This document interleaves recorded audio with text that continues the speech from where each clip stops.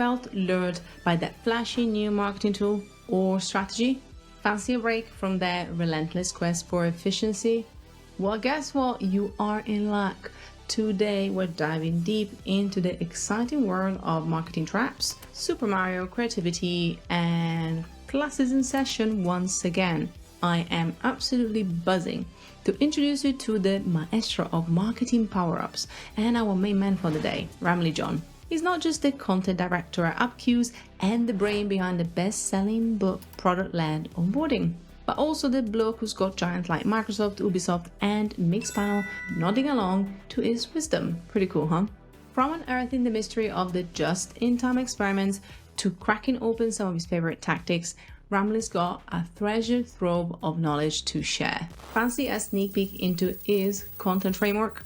Or perhaps a deep dive into identifying who's your real competitor? Today we got you covered. Let me ask you one more question. How often do you schedule a strategy session with yourself? Grab a cup of coffee because you might want to start right after this. Strap in and let's roll with Ramli John. But when you have too much gear for your own good, I find that when you host a podcast, then I'm Italian, so I'm stereotypically moving my hands all the time, and my microphone still is not in the right position to allow me to move them how I wish to. So every so often I'm like, "Are you okay?" And then the microphone kind of just starts jumping up, and I'm like, "Not okay." I like it. Yeah. But it's literally kind of like where I live, so I'm always happy to kind of figure out where is my setting. And actually, I mean, obviously, dear listener, if you are watching as well, this question is also for you. If you're not watching on YouTube, then Ramli will have to answer for us. I actually changed something in the setting. Let me just slightly move my head. Let's see if Sure. we can figure out what have I added today. What have I added today? Can you see it? Oh, Mario, look at that. I like it. We Yeah. got Mario and Yoshi came today. They're guest speakers as well. They won't talk too much, I'm afraid. They're guest presencing. And the story goes that when we met the week before recording, we met. And we were talking about things, and I was asking about the power-ups, so you can tell us a bit more about the origin story of that. And obviously, it's kind of tied to Mario. And then I was talking about the obsession that my husband has with anything related to Super Mario. And so because a baby no liar, I thought I actually brought up some evidence of the madness so that goes good. around. I like it. They're so cute. So tell me about your obsession with Mario. Tell me about actually, Yeah. let's say, your passion, and also how it Yeah. inspires as well some things about the marketing power-ups too. Yeah. I mean, even earlier, I have a younger brother named Mark, and that's what we played. We played Super Mario Kart, Super Smash Brothers. Yeah, dude, we just were so obsessed with like playing this together and trying to beat each other. And I have to admit that my younger brother is like better at me than in Super Mario Kart, which is just so frustrating because like that goes against every law in humanity where the eldest should always be the winner. But I just kid, but like I think I've always seen that when you pick up like a power up like a star, you become like on a different level. That's how I tied it back to marketing power ups, which is a show and newsletter that I have. Essentially, like how do I help and level up other marketers through the show and sharing like other marketers like power up that they've helped, whether that's a framework or cheat sheet or like some kind of tactic that they've applied in their own marketing, and sharing that out to other marketers so that they can become from little Mario to big Mario that can spit fireballs is the idea. Just be careful with the mushrooms. That's all I'm Yeah. going to say. Just beware of the mushrooms. Which, I don't know, what do you think would the mushrooms be in marketing? If we were to use an analogy, what do you think the mushrooms would represent for us? And the mushrooms, the thing that makes it grow, Mario get bigger. I would, because it depends on. I mean, this is like a cop out a little bit, but like understanding your customers better. That's like such a tweetable like cookie cutter slash fortune cookie tweet. Understand your customers better, but I think when people deeply understand what that means and like deeply understand their customers, knowing what they say and how they say their problems and their solution, and then using that in your copy, in your website, your email, it just makes it so much better. I think that's totally like the next level power up. And reverse then. I love that. Obviously we're big fans of that. Anything about understanding our audience, because I think marketing to hearts, which is what we teach, is really about that. You market to hearts when you understand the deep needs and also what is relatable to your customers. So I love that. But what about, I think it's like a carnivorous plants? Is that what you would call them? What about the evil plants? I'm sorry, The like evil my plants. you know Evil what we're talking about. plants. I know what you're talking about. Oh man. I would say, what is the evil plans in marketing? Maybe it's just me, and maybe it's just marketing in general. But chasing the shiny new things, I think could be like a trap for a lot of marketing, where like we want to see what's next and how do we capture our audience attention and the new channel, the next new channel. When perfect example is when Clubhouse came out. If people are remember what that is, where people can like listen to shows, and people are like, if you're not on Clubhouse and you don't have a strategy for that, your marketing is dead. And now where's Clubhouse, And the same thing's happening with threads, where like everybody should be on threads. You should have a thread strategy, and you should have a TikTok strategy, and you should have this strategy, and you should have an AI strategy. Like, whoa. Like, I think that's just the trap that we marketers sometimes fall. So I have that same problem. I like the shining. Another marketer, Asia Oranjo, she's the founder of Demand Maven. You should have her on the show, but she called it the VSO, the big shiny object syndrome, the BSO syndrome. It's so good because like I think that's a danger. We need to keep ourselves aware and sometimes ask ourselves, is this what's right for us, for our customers, and for our product? And if it's not, then maybe we should do it later. Or maybe not do it at all either. Or do it at all. Yeah, exactly. You mentioned some of those platforms where you're like, should I really be on this right now? And I think it's so important that you mentioned that, because over the past a time of coming out, we'll say 6 months, you have to kind of put my little time traveling hat on. I don't know what it would look like, but it would be a really cute hat.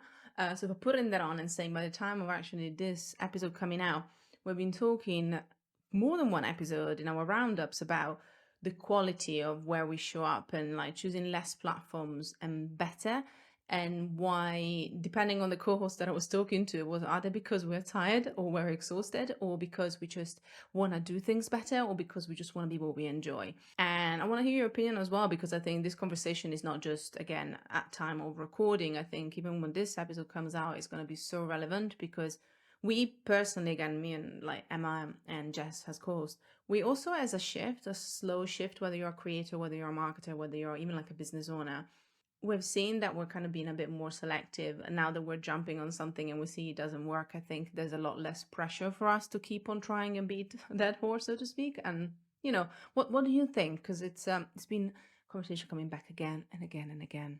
Yeah, I totally agree. I think that there is moments where the old advice that I struggle with is like focus on a few things great, and then like when you double down on that, when you already have systems in place to get that ball rolling and automate it or to delegate it, is like when you start exploring. My challenge is like, let's try it all. I want to be on TikTok. I'm like creating vertical videos, and I want to get on Instagram, and I want to get on this. I want to get on YouTube. I want to get on. The challenge is like that's a great way to deplete your resources. And when I say resources, it could also be your energy. When people burn out, like I think that's the real danger of that approach, rather than like be great at a few things rather than be okay at many things. It's one of those things that I read a while back about what is your red flag about being a social media manager, that was, but what's your red flag about being a social media manager, and why is that the sentence jack of all trades or jack of all trades? And it made me laugh, because I think it's a bit of a misconception that especially maybe people that are looking for support from marketers put upon them, as in like, yeah, you must be able to do everything. And it's like some creators, marketers, social media managers can create the content, write the content, schedule it, and all these things, but we also need to appreciate that depending on what you need, the scope of the work that you need, you cannot expect somebody to become a podcast producer while they're also a social media manager, while they're also a marketer. And I think it's like conversations that have been had, and I don't know, I mean, I'm going to save you the time if not. I don't know if you actually went through some of the latest HubSpot reports, because they're lovely, but they're dense. one of the most interesting ones was about the state of marketing, customer success, and sales. So it was a bit rough. But something that came back again and again when it came into that one, which I took before on the podcast as well, is that marketers currently are juggling up to 9 campaigns at a time, regardless of whether you're agency or solo. 9. So how can we expect, as you say, like that level of quality, the level of understanding, the level of commitment if you're doing 9 different things at the same time, and as you say, you don't have the systems or the delegation for it? I think it's a bit understated actually how many things we do as marketers, especially when we work with others as well.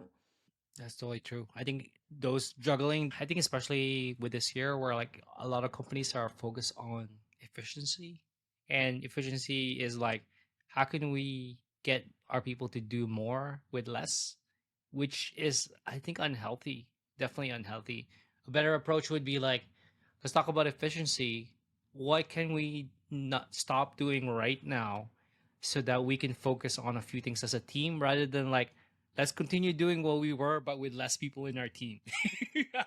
Like without hiring freelancers, just us. And I think it's a recipe for disaster. That 9 things, wow. You actually give me gold. So I did up dance break, which happens very often when I get excited. So you said a couple of things that really made me happy, because I think one of the things that I'm very passionate about, one of the things that we teach in the school, and even with the show and everything we do, is that there are so many skills. We're going to talk about some hard skills and some hard tactics, because that's what you do as well. But just one more note about soft skills, one more note about the most undertapped skills that I keep talking about again and again, and I will forever, like curiosity, creativity. How can you ask a marketer to be curious and creative and make the time for that if we're drowned in tasks, work, and as you say, that efficiency is finding that balance between, yes, appreciating doing things smarter and be more effective. But then I don't know, I find that curiosity is what really can make lots of marketers great, because we're willing to try things, see how they work, like adapt and maybe experiment. And it's hard to do that when you don't have the time to even just open your email and not want to cry, you know? I think we should take care of our curiosity and cherish it a bit more, because it's a big asset as well. Totally. I got a chance to chat with Eddie Schlainer. He's the founder of Very Good Copy, and he really like hones in on the importance of breaks. Like taking breaks, because creativity is born when you connect the dots, and you connect the dots when you let your brain work in the background, and that could mean like going out for a walk. Overworking marketers with like too many things is how you suck out creativity from people and suck out that what is new and what's next, and like having the foresight to see any problems. I think it's important to let them, I guess I call it marinating ideas. you know Marinating, when you marinate chicken, or you let, yeah, it tastes better. And I think that's true for a lot of things too, including marketing. Food analogies win. Absolute win. I'm really happy. That makes me really happy. That I can live with that. Again, is as you say, is that going back with analogies, that simmering element. And I love what Eddie actually mentioned, how you explained it as well, that connecting the dots and kind of finding that space for that and reclaiming that. Obviously, as the dear listener will know, if you're a loyal listener, I'm very passionate about that too. I So I like it. absolutely love that.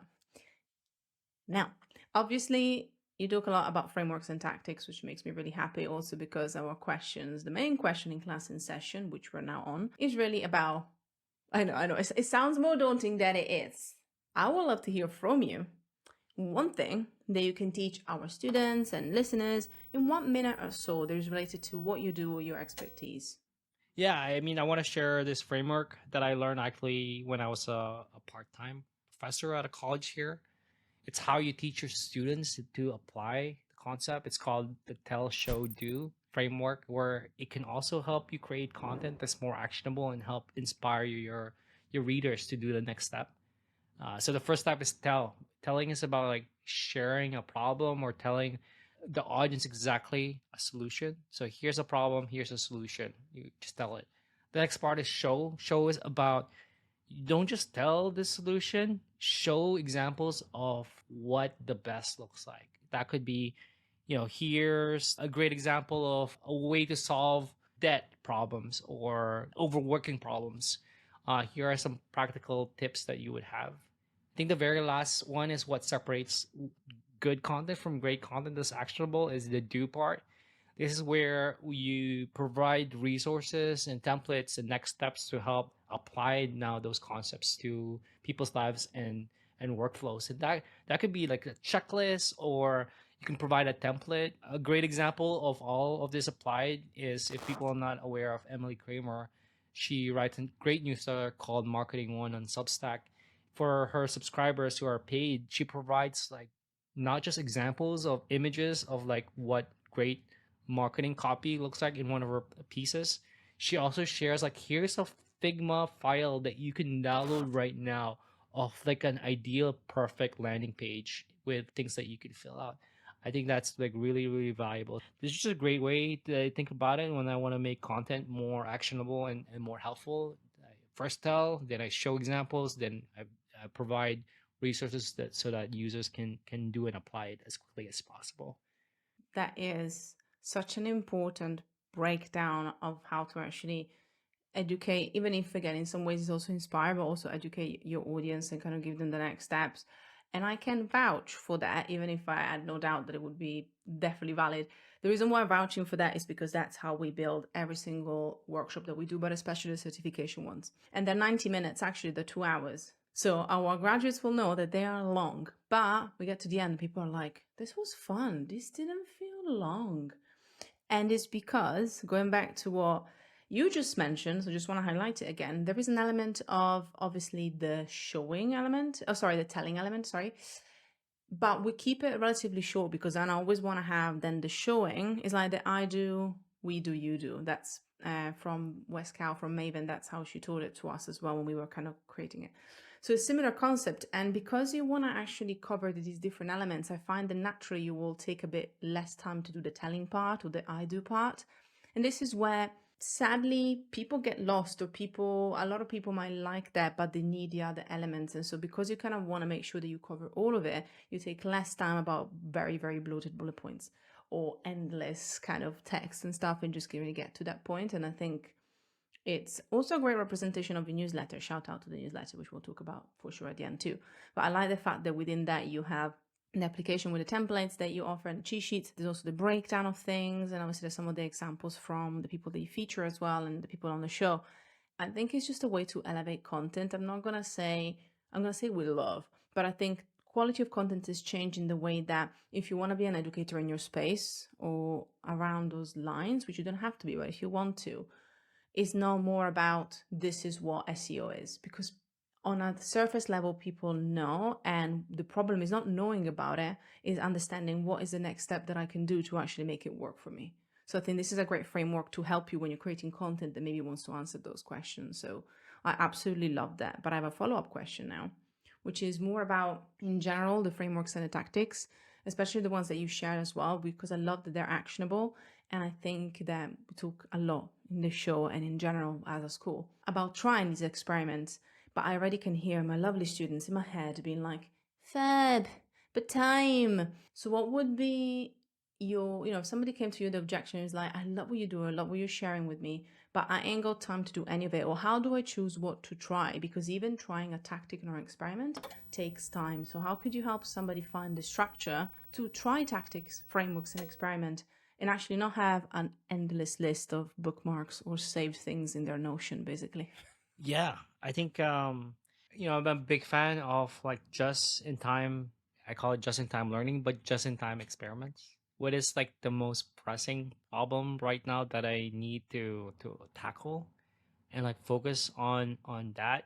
Like, what is the experiment I think will apply to that? I know there's like a bunch of like prioritization frameworks out there. Sean Ellis, the founder of Growth Hacker, I think he has one called RACI or prioritization. If people just look up prioritization framework, I think he uses the ICE framework, where it's like you look at three things: impact, how much do you think this experiment will impact this problem, then confidence, how confident are you with your solution, like how confident are you that you're able to execute this experiment, have you done it before, do you have an expertise, and the last one is around ease, where like is this like an easy thing that you can just pull off, or will it require developers and designers and 1,000 hours of code? And based on those three factors, you can like force rank those experiments that will solve those problems. I think that's an easy way to any kind of prioritization framework for you would be for people would be super important. I think that's something people need to think about even before they start thinking about experiment is like how will I choose which experiment to run? What will be the factors? Ice is one of them, but if you just list out for yourself, is your limitation money right now, or is it your limitation like time where you need to get this solved as quickly as possible? What is the limitation you have on your end, and use that as your forcing function as to figure out what experiment would work best at that specific time frame for you. So I think that's how I would think about it. Great framework, actually. The eyes and the bit about confidence and ease also resonates a lot. Obviously, impact, I would almost assume, and it makes a lot of sense, but I was like, great. And then I was like, wait a second, yeah, that confidence, but especially the ease piece, I think, is something that we sometimes forget about because we get excited. And one other thing that I would say, and there are some great frameworks, especially this one that you mentioned, once you understand how you want to go about it, my other suggestion, I've been writing a book called Reclaim Your Time Off. That's how I think, basically. I think also about understanding how to work with our time, and if experiments are a priority, which I would recommend exploring as part of your priorities, because whether you use them as case studies you can talk about, which I personally love, and shout out to my friend Kevon, always talking about building in public, so we know that he will love that too. But even if you just use them as examples for your content, whatever it is making that time and blocking that time to, as you say, making the choice with some of the examples that you provided, and then go back and see if it worked and if it didn't.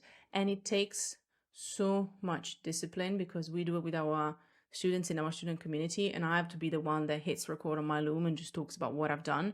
And by starting to do that, I actually motivate myself to then choose the next experiment to jump into. But if I didn't do that, I probably would just try it, do it, and then move on without really reflecting as much. So I just want to say, actually making that time and booking that time, it's a very understated step within the process as well, I personally find, at least.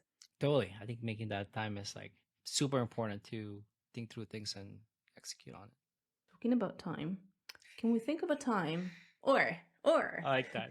a tactic? See, just bringing it in. Yes, baby, she's bringing it in. Thinking about time, was there a time you can think of, a tactic or a strategy or framework that you've learned from someone else, and obviously can even be from the power ups, because I know you talk to so many people about so many things, or maybe another one that really stood out from you, from somebody that they shared with you recently? I would say I'm trying to bring up ones right now. Maybe I have some recency bias, like some of the recent episodes that I've had could be interesting. But what's really stuck with me would be around this conversation I had with April Dunford. She wrote this whole book around product positioning, but she's writing a new book around like sales pitches, which is not very marketing thing, but it applies so well. Where she looks at like four things that people need to take a look at when they want to make sure that they create content or create pitches that connects with people so well. And it's really about those four things, which is first you want to have like a really strong marketing insight, like what is your hypothesis around this market. Then you want to look at the alternatives that are out there. Then third is around like the gap, what is like something that the competitors are missing that's not fitting into that specific insight that you have. And the last is around value, which is like how will your features and benefits allow you to be unique than those competitors. The reason why this is top of mind, at AppQs, where I work out full time as content director, we are going through this phase where, we are kind of in a repositioning phase where we're trying to figure out exactly, for people not aware, AppQs is like an easy way for people to create onboarding experiences. So that's why this is top of mind for me.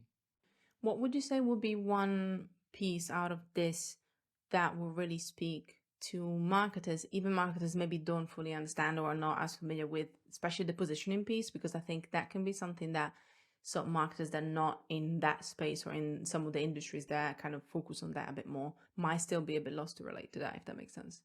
Yeah, I would say if there was one takeaway from this, is like deeply understanding like what makes your product differentiated or different from your competitors is what you want to really understand.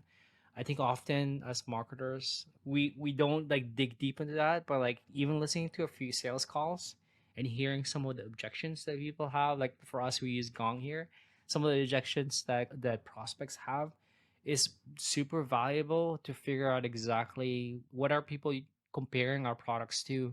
And you might be surprised because like we often think like our product is competitor to another product, but like often it's just spreadsheet. You know, or like an intern. Your competitor is an intern, like somebody, they hired an intern or they use spreadsheet or they do nothing. Could be another example of a competitor, or like apathy and no decision is actually something that you need to think about and really understand. Listening to those few sales calls is a great way to going back to our first conversation. Deeply understanding your customers is get a chance to take a peek at how people are talking about the problems and how they're describing the solution and who are they comparing you to, and why did they not or did they choose you over the others, like what are some things that they chose that over. And I think weaving that into our marketing campaigns or our email, our website, in our ad campaigns would really deeply like help share to the world where using their words in that copy. It's such an understated shift as well. And it kind of reminds me of my conversation with Amanda and Natividad about jobs to be done. So Amanda mentions jobs to be done in our episode together and kind of explaining what that means. And it's almost like reminding us that obviously the job that our customer has for our product or our service might not be the one that we think we had. And it goes back to that, just like the job, the competitor or the alternative to what we do and who we are might actually not be what we think it is. I can see that now in copy and in messaging of a lot of really cool brands where, they are the alternative to something that maybe you wouldn't expect. And I think we're so used to, as marketers especially, like just a little pop quiz. Ramli, then you can answer as well, but we're going to give a couple of seconds for the listener as well to answer. I'm going to give you 3 examples and I want to see both you and the listener what you think, what comes into your head. If I say Coke, and I'm talking about, like kind of almost like a street fight sort of fight, right? Dum, dum, dum, dum, dum, dum. We got Coco in one corner. Who will be in the other corner? Pepsi. Excellent. Yeah. 2 more. Well done. If I say Microsoft, Yeah. Apple. awesome. Look at that. 2 on 2. Yeah. Last one, McDonald's. Oh, it's Burger King. Is that right? Depends Yes. where. Oh, I was That gonna say Wendy's at certain places. It'll be like Wendy's. depends The on where you are Chick-fil-A. as well. That's Yeah, actually very true. true. That's Yeah. very true. But it kind of shows, especially like Pepsi and Coke, we didn't even bat an eyelid. And even Microsoft and Apple. And I think it's a great reminder of some of what we know. And we teach it as well because it's important to know some of the basics of some of the marketing messaging, how we align it with the, that competition that actually is well known and accepted by 2 brands, and it kind of becomes the friendly rivalry.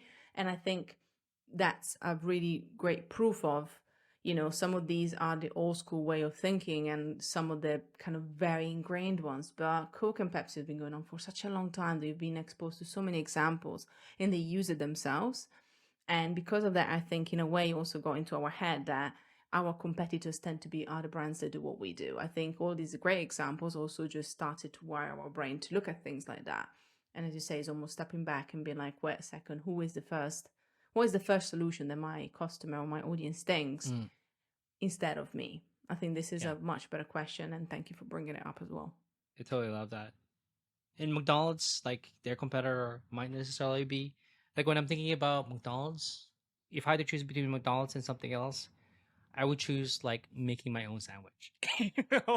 Like buy the ingredients. I think McDonald's thinks about that a lot. Where like, how do we like make this a better experience so that cooking at home is like subpar? Like how can we make that experience? I think that's something that people don't think about as well. Where your competition is not your competitors, is what people are not doing or doing based on rather than choosing you over them essentially. Great reframing. Yeah, yeah, and I totally agree. I'm with you on that.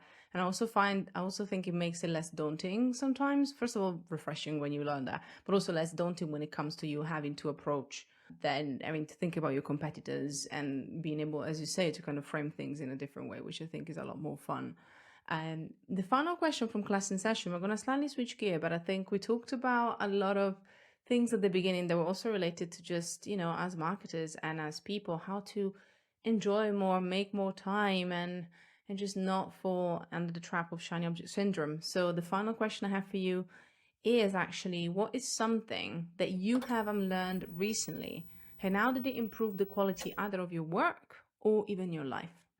I think this is something that I've been doing for several years now. I think it goes back to what we've discussed earlier, where finding your pockets of creativity and really focusing on that when is my energy the highest.